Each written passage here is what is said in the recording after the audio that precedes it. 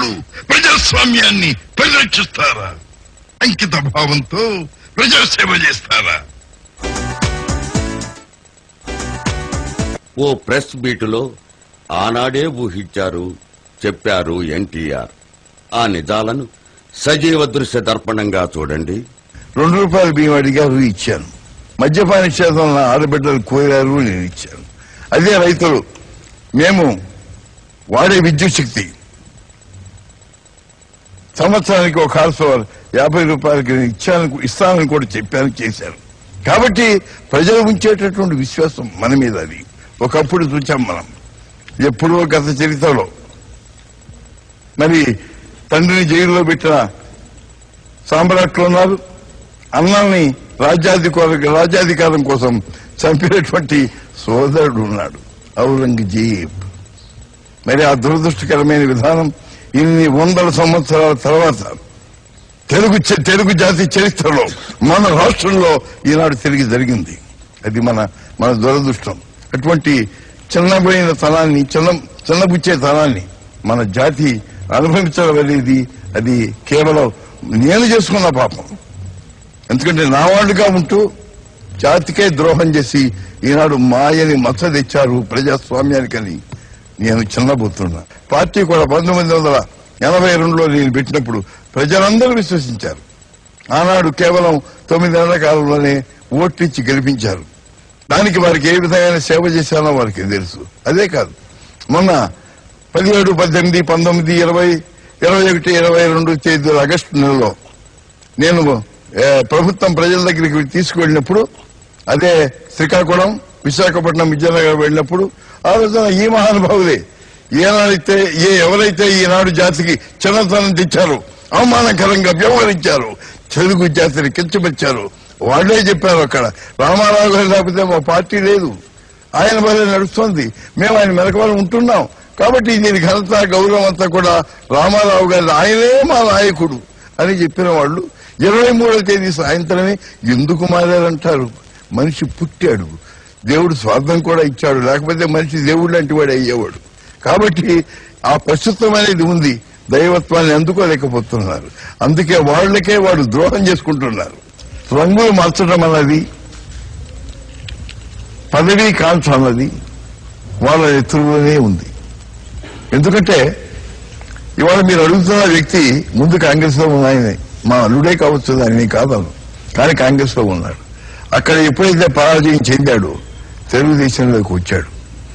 నేను మీ విధానాలకు పూర్తిగా అంకితం అవుతానని మాట ఇచ్చాడు, కానీ మనసులో ఉన్న దురాశ మాత్రం పోలేదు. నేను ఎన్ని పదవులు ఇచ్చినా అందుకే ప్రయత్నం చేస్తూ తన గుంపుని తన యొక్క గ్రూప్ని పెంచుకుంటూ వచ్చాడు ఆయన. అదే నేను గమనించలేదు. గమనించాల్సిన అవసరం కూడా నాకు ఎంతవరకు కూడా పేద ప్రజలకు ఏ విధంగా సంక్షేమం కలిగించాలి, ఏ విధంగా వారికి సేవ చేయాలన్నదే నా ధ్యేయం. కానీ ఇక మా పార్టీలో ఎవడున్నారు, వాళ్ళ మనసు ఎట్లాగుంది, ఈ విధంగా చూడటం అనేది నాకు అలవాట్లేదు. ఇప్పటికి కూడా అది ఆచారంగానే తీసుకోవడం. 214 సీట్లు తెలుగుదేశానికి ఎవరు ఎక్కడ ఎన్నడూ అనుకోని విధంగా వచ్చినాయి.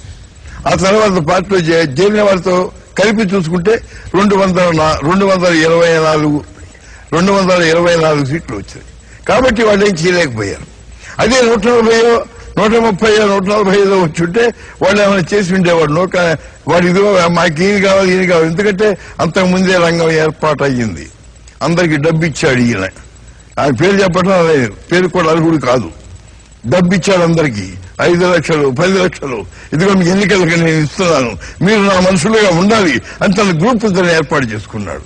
కానీ ఎప్పుడైతే మొత్తం కలిసి 224 సీట్లు తెలుగుదేశం అభిమానులకి చేరి వచ్చినాయో ఆ ఆటలు సాగలేదు. తప్పనిసరిగా ఎన్టీ రామారావునే నాయకుడిగా ఎన్నుకోవలసిన ఆ ఇది పట్టింది. ఆ తర్వాత ఏ విధంగానైనా సరే ముఖ్యమంత్రి కావాలి అనేటటువంటి ఆశ మాత్రం మనసులో చావలేదు. అది అట్లాగే ఉంది. ఆ ఆశతోనే తన గ్రూపుని తయారు చేసి it's a planned treachery. Party ఆదర్శంతోనే పెట్టాం, కానీ స్వార్థపరులు చేరారు. చీమలు పుట్ల పెడతాయి, కానీ పాములు పర్యవసానాలు దాంట్లో ఉంటాయి. అదే విధంగా ఈనాడు పార్టీ కూడా కొంతమంది స్వార్థపరుల చేతుల్లో పడింది. వాళ్ళు దురదృష్టకరమైన స్వార్థ విధానాల వల్ల ఈ చలతాల పాలైంది కూడా. కాబట్టి మీకు తెలియజేస్తున్నాను, పార్టీ ఎప్పుడు కూడా ఈ విధానాలకు లోను కాదు. పార్టీ దృష్టిలో ప్రజలే దేవుళ్ళు, సమాజమే దేవాలయం. అవును, ఎన్టీఆర్ ఆనాడు ప్రజా సంక్షేమ విషయంలో ఏం ఘోరం జరిగిపోతుందని భయపడ్డారో అదే జరిగిపోయింది. చంద్రబాబు 8 ఏళ్ల పాలన ప్రజలకు అభూత కల్పనలే మిగిల్చింది. సంక్షేమ పథకాల రద్దు ప్రభుత్వంగా రాష్ట్ర ప్రగతిని రచ్చకీర్చింది. అన్న మహిళలకు వరంగా ఇచ్చిన మద్యపాన నిషేధాన్ని దశల వారీగా తూట్లు పొడిచి రాజ్యాన్ని సారాజుల భోజ్యంగా మార్చేశారు. సారా తాగండి, సంసారాలను తన్ని తగలేసుకోండి అన్న చందాన గుట్టుగా నడిచే కాపురాలకు ఆర్థిక దుస్థితిని అంటగట్టి మద్యపాన బేహారులకు స్వర్ణద్వారాలను తెరిచారు. బడుగు వర్గాలు, కార్మిక కర్షక వర్గాలను ఒక పూట అన్నంతోనైనా ఆదుకోవాలన్న ఆదర్శంతో ఆరంభించిన 2 రూపాయలకే కిలో బియ్యం పథకానికి ఎసరు పెట్టేశారు. పేదవాడి అన్నం పళ్ళెల్లో ఆకలిని మిగిల్చారు. ముందు చూపుతో అన్న రైతన్న కోసం ప్రవేశపెట్టిన విద్యుత్ వరాలను రద్దు చేసి అన్నం పెట్టే చేతికి షాకునిచ్చారు. సాంప్రదాయక జనవనరులు కృషించి భూగర్భ జలాలు అడుగంటి మరో ప్రక్క విద్యుత్ ధరల కోతతో, విద్యుత్ కొరతతో రైతు నేడు కృంగి కృషించిపోయాడు. ఎన్టీఆర్ సదాశయంతో, సదుద్దేశంతో ప్రగతిని ఆశిస్తూ ప్రవేశపెట్టగా చంద్రబాబు మంగళం పాడేసిన మంచి పథకాలలో ఇవి మచ్చుకు కొన్ని మాత్రమే. ప్రజలకెంతో చేయాలనుకున్న ఎన్టీఆర్ రాష్ట్రాన్ని, రాష్ట్ర పురోగతిని అధోగతి పట్టిస్తున్న జామాతను జాన్ దేవ్ అని క్షమిస్తారా? నో, ఎన్టీఆర్ మాటల్లోనే వినండి. సింహం, I'm the lion, NTR is the lion. నేను సింహాన్ని. ఎందుకంటే సింహం మృగరాజు, ఏ అవమానం సహించదు. కాబట్టి నాకు జరిగిన విధానం, నాకు ఏ విధంగా ద్రోహం చేయబడింది, నా వాళ్ళు అన్నవాళ్ళు నన్ను ఏ విధంగా మోసం చేశారు ప్రజలకు తెలుసు. అయినా నేను చెప్పడం నా ధర్మం, నా కర్తవ్యం. ప్రజల ప్రతినిధిని నేను. నాకేం జరిగా ప్రజలకు తెలియచెప్పడం నా బాధ్యత. దేవుడుగా ఎవరు క్షమించినటువంటి ఘాతకం చేశాడు చంద్రబాబు నాయుడు. అది జాతి చరిత్ర ఎప్పుడు విస్మరించారు. మీరు న్యాయ నిర్ణేతలు. ఏ విధమైన రాజకీయం కావాలి, ఏ విధంగా ప్రజాస్వామ్యం ఉండాలి, అది నిర్ణయించవలసింది మీరు.